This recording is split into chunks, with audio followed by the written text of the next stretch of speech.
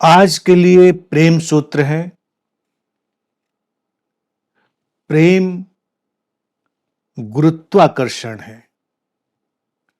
वो सहज समर्पण है। प्रेम चिरंतन क्षण है। प्रेम नहीं कोई रण है। आज के सूत्र में 4 बातें प्रेम को लेकर सूत्र कहता है। प्रेम गुरुत्वाकर्षण जैसा है, ग्रेविटेशनल फोर्स जैसा है, हमको अपनी ओर खींच लेता है। हम बरबस ही उसकी ओर खींच जाते हैं। और गुरुत्वाकर्षण जो ग्रेविटेशनल फोर्स है, उसका काम यही नहीं है कि वो खींचता ही है, आकर्षित ही करता है। उसका काम ये भी है कि वो संतुलित करता है, संतुलन में बनाए रखता है। ये जो अंतरिक्ष में भी हम ग्रह नक्षत्रों के बीच एक संतुलन देखते हैं, वो उनके बीच का जो पुल है ग्रेविटेशनल, उसकी वजह से धरती पर हम चल पाते हैं, उसी गुरुत्वाकर्षण की वजह से। अंतरिक्ष में जहां गुरुत्वाकर्षण नहीं होता, ग्रेविटेशनल फोर्स नहीं होता, वहां चल नहीं सकते, दौड़ नहीं सकते, नाच नहीं सकते।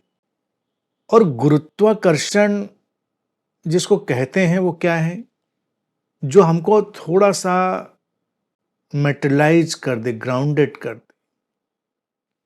तो ये प्रेम एक ग्रेविटेशनल फोर्स की तरह हमारे जीवन में काम करता है, हमको ग्राउंडेड बनाता है, हमको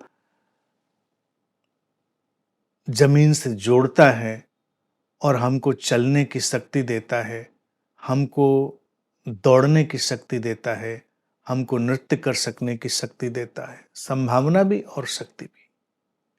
अगर ग्रेविटेशनल फोर्स हटा दिया जाए तो फिर सब चीजें गड्ड-मड्ड हो जाती हैं और जिंदगी थोड़ी अलग किस्म की मुश्किलों में पड़ जाती है।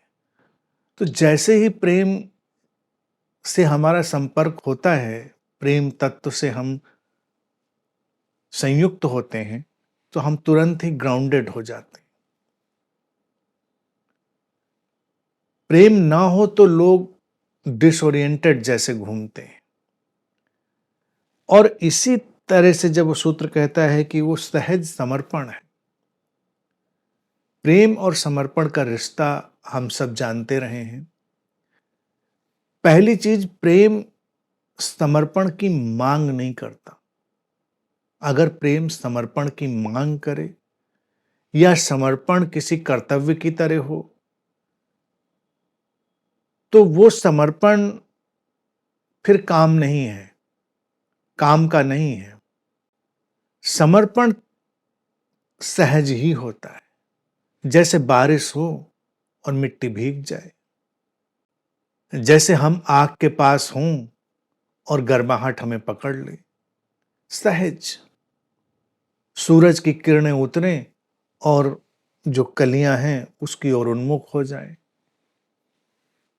चटकने के लिए, खिलने के लिए तैयार हो जाएं।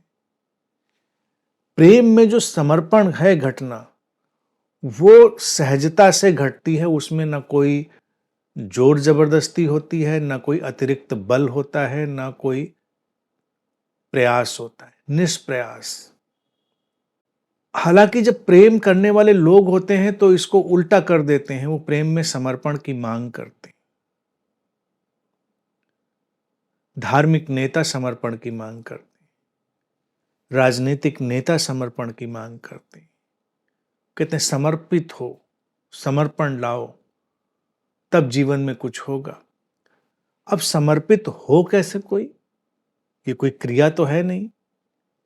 समर्पण प्रेम की एक खिलावट है, एक फ्लावरिंग है। समर्पण प्रेम का एक अलग किस्म से खिल जाना है। अब ये प्रेम का जो खिल जाना है, इसके इतने रंग, इतने रूप, इतने तरीके हैं कि हम जोड़ते चले जाएंगे तो हमको लगे पूरी कायनात में वो प्रेम प्रसंग चल रहा है। जैसे हमने धूप और कलियों का उदाहरण दिया, आग का है, पानी का है, बारिश का है। हर तरफ हम देखेंगे सहज समर्पण की घटना घट रही है और सहज समर्पण के कारण ही पूरी कायनात में वो प्रेम का एक नृत्य चल रहा है। कोई क्रिया नहीं है, वो निष्प्रयास समर्पण तब जब दो या दो से अधिक या अनंत जो बिंदु हैं, अनंत जीवंतताएं हैं, वो एक लय में संयुक्त हो जाए। दो लोगों के बीच समर्पण किसको कहेंगे? दो लोगों के बीच समर्पण उसको कहेंगे जब वो एक रिद्म में हो, एक लय में हो, बिना अवरोध के, बिना किसी कॉन्फ्लिक्ट के, बिना किसी द्वंद्व के। दो लोगों के बीच समर्पण घटा है तब न शरीर के तल पर कोई द्वंद्व, न विचार के तल पर, न भाव के तल पर, न मन के गहनतम तलों के तल पर कोई द्वंद्व है। जैसे एक नदी बही जा रही। तो समर्पण को हमेशा ध्यान रखें, कभी भी क्रिया नहीं बनाना है। समर्पण कभी क्रिया नहीं है। एक फूल में सुगंध अवतरित होती है, वो हवाओं में समर्पित हो जाती है, हवाएं उसको उड़ाकर दूर ले जाती है। न हवा अतिरिक्त प्रयास करती है उस गंध को अपने साथ ले जाने का, न फूल अतिरिक्त प्रयास करता है गंध को, फूल को देने का, हवा को देने का। आगे सूत्र कहता है कि प्रेम एक चिरंतन क्षण है और प्रेम नहीं कोई रण है, प्रेम कोई युद्ध नहीं है।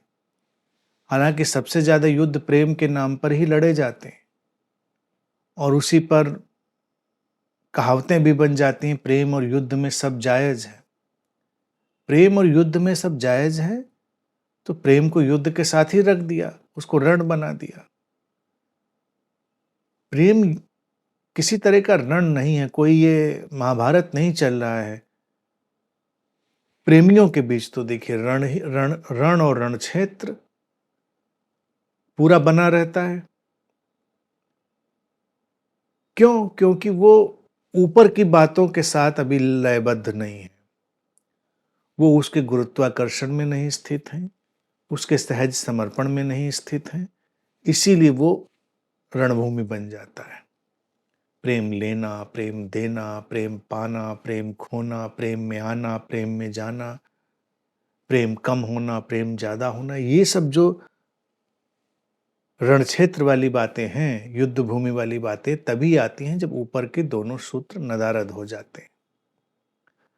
अब प्रेम एक चिरंतन क्षण है, इटर्नल मोमेंट ऑफ नाउ, वर्तमान का शाश्वत क्षण। क्षण केवल क्षण नहीं होता। जैसे हमको लगता है कि प्रेम में हम इस क्षण में ठहर जाएं, तो इस क्षण में ठहर जाने का अर्थ होता है उस चिरंतनता में, उस शाश्वतता में ठहर जाना।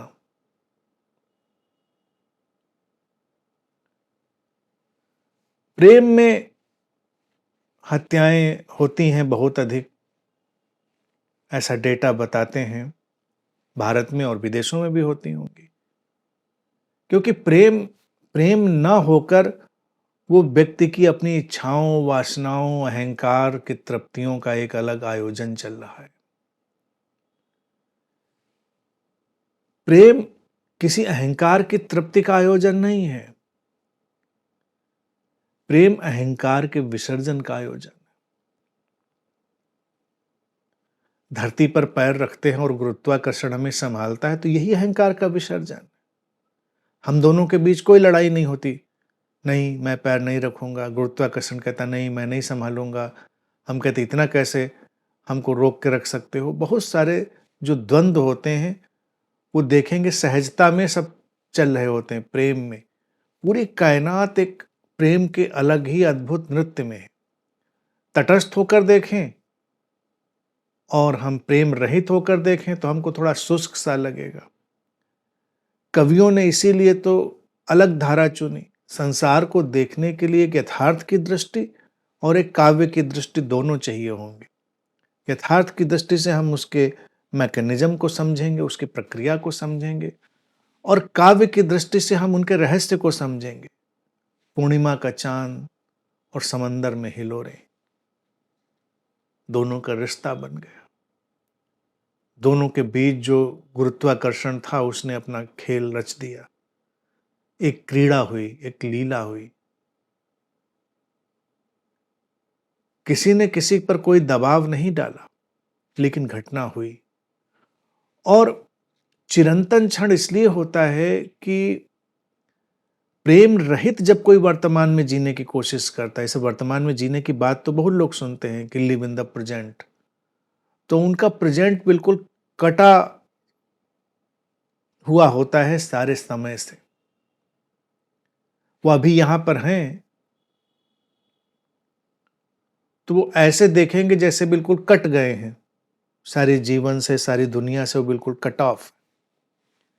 प्रेम उनके लिए कंपार्टमेंट, जो वर्तमान है प्रेम रहित होने पर, वो एक छोटा सा कंपार्टमेंटलाइज्ड पार्ट ऑफ टाइम हो जाता है, समय का एक कटा हुआ टुकड़ा। वर्तमान समय का कटा हुआ टुकड़ा नहीं है, वर्तमान समग्र समय है, वर्तमान पूरा समय है, टोटल। इसीलिए वो चिरंतन है, इसीलिए वो शाश्वत क्षण है। तो प्रेम से भरकर जब कोई वर्तमान में होता है तो उसका जादू ये होता है कि उसके लिए कोई कटा हुआ क्षण नहीं होता। वो उस क्षण में सारी शाश्वतता शामिल होती है, उस क्षण में पूरा समय शामिल होता है, उस क्षण में पूरी कायनात शामिल होती है। वो चिरंतन क्षण बन जाता है। इसीलिए प्रेम का एक क्षण भी किसी के जीवन में हो तो ऐसे लगता है कि पूरी उम्र जी ली। और प्रेम रहित किसी ने पूरा जीवन भी जिया हो तो उसको लगता है जिया ही नहीं। प्रेम रहित जीवन व्यक्ति को आत्मघात के लिए प्रेरित करता है, धक्का देता है, क्योंकि जब वो लौट कर देखता है जिंदगी का एक बड़ा हिस्सा तो जी लिया, प्रेम रहित रहा, जिया ही नहीं, बड़ा छोटा सा जीवन था। और अगर प्रेम से भरकर हमने जीवन को जिया है तो एक एक क्षण शाश्वत है, एक एक क्षण में हमने शाश्वतता को जिया है। प्रेमियों को इसीलिए लगता है कि वो अमर है, क्योंकि एक क्षण तो होता नहीं उनके पास तो क्षणों का एक सिलसिला होता है, शाश्वत क्षणों का एक प्रवाह होता है। तो इसीलिए प्रेम में गहरे डूबे हुए इंसान को अमरता का एहसास होता है। अमरता कहीं शारीरिक तल पर नहीं है, अमरता आंतरिक अनुभूति के तल पर है। और प्रेम रहित जो व्यक्ति है वो हमेशा मर रहा है, और जो प्रेम से भर गया व्यक्ति है वो मरता ही नहीं, वो वर्तमान के वो शाश्वत क्षण में जीता है, इटर्नल मोमेंट ऑफ नाउ।